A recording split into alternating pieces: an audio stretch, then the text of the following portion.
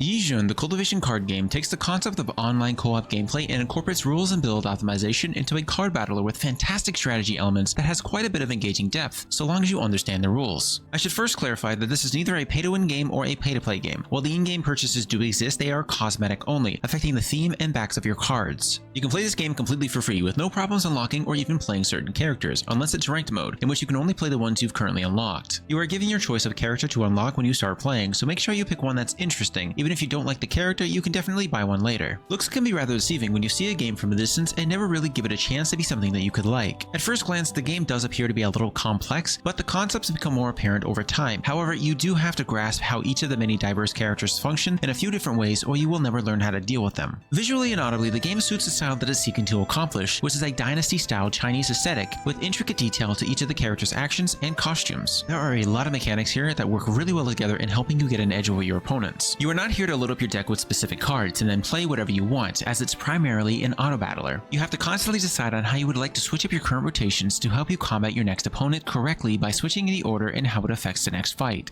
In one scenario, I was playing Metal Burst Mewtwo and I messed up the rotation, requiring a little more raised damage midway rather than wasting the damage earlier on. So after losing the fight, I swapped a few cards to adjust the sequence and effect and easily won the fight. This is very fun because it's real-time combat and you're pressed for time. It's a character-based system in which you select your character, receive their deck, and then interact with the mechanics provided from their playstyle. I really took a liking to Mewtwo's playstyle, building up from either mono elements or multi-elements like fire and wood, or even just water gameplay against a bunch of other players in real-time combat that was really engaging to play. There are a lot of mechanics here that work really well together in helping you get an edge over your opponents, who cannot see what you're currently playing but can see your previous play, and you can do the same to them, which is why knowing that character and their builds is very important. So always expect something new and then adapt to that playstyle. I'll talk about one of the mechanics, cultivation and leveling up. If you do want to go first, you will have to have a higher level, and if you want new effects and special powers, which are random choices, this is also the only way you're going to do so while you're cycling through your deck. So you'll have to sacrifice your cards and upgrade cards to level up your cultivation. The stronger your cards, the more you will do. It's important to note that you will never guarantee the same kind of playstyle each game, so you always will have to adapt. I really do enjoy card games that feel strategic, that need to be on your toes, track your opponent's rotations from their previous turns, as well as making adjustments to your own order to counter them in a very short amount of time. It makes it incredibly suspenseful. So if you like card games or strategy, or better yet, both combined, then you'll definitely want to give this recently released from early access game a try.